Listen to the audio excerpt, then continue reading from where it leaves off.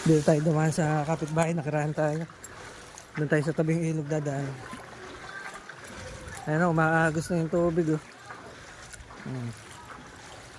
Pagka umaagos na ganyan yung tubig, palaki na naman yung baha. Ayan, galing sa ilog na yan. Wala kayang aso rito, mamaya biglang mahihiraan. Wala bang aso? Mahiraan. Mamaya biglang may aso. Takot pa naman tayo sa aso. Ayan, ito yung ilog. Pamangkin ko, bagal maglakad eh. Ayan. Ito yung ilog. Ay, may malaking bangka oh. Piyesta kasi rin dito sa Pampanga. Ang laki ng bangka. Ayan. Tayo dadaan sa tabing ilog. Dito pa po sabi nga, dito tayo maliligo. Dahan-dahan ka, baka madulas tayo. Madulas tayo. Maliligo ba? Maliligo tayo rito. Ha? Dito tayo maliligo. Ba? Ayan. Apaw na yung ilog. Ayan. Ganyan nangyayari sa amin pag lumalaki ang ilog.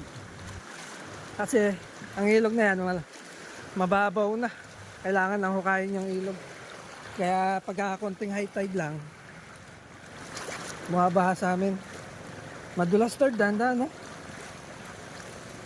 Medyo madulas. Tapos pa umabot ka ng 100. Sobrang lalim oh. Ay, madulas third. Malumot. Dapat dahan-dahan sa paglalakad. Ay, maapaw mga idol oh. Minsan ko ano lang mga damit.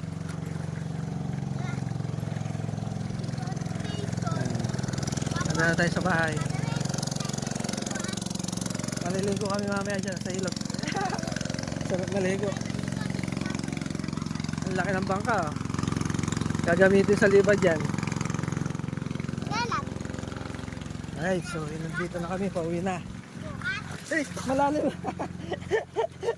Malalim pala yan. Nalubog ako. Dadaan ka. Nahukay na yung lupa rito sa pag-agos ng tubig. Oh. Nahukay na sa lakas. Malalim pala rito, delikado maglakad. Ay, ay. Third ko naman chinalas ko, third. Third. Ko naman chinalas ko. Hindi na kaya malalim. Gusto ko. Hindi ko kaya ate ko pa. Ngayon na yung chinalas ka. Ayun ko naman yung isa ko, yung chinalas. Tawa ka pa ng tao eh. Ayan, bahala ka.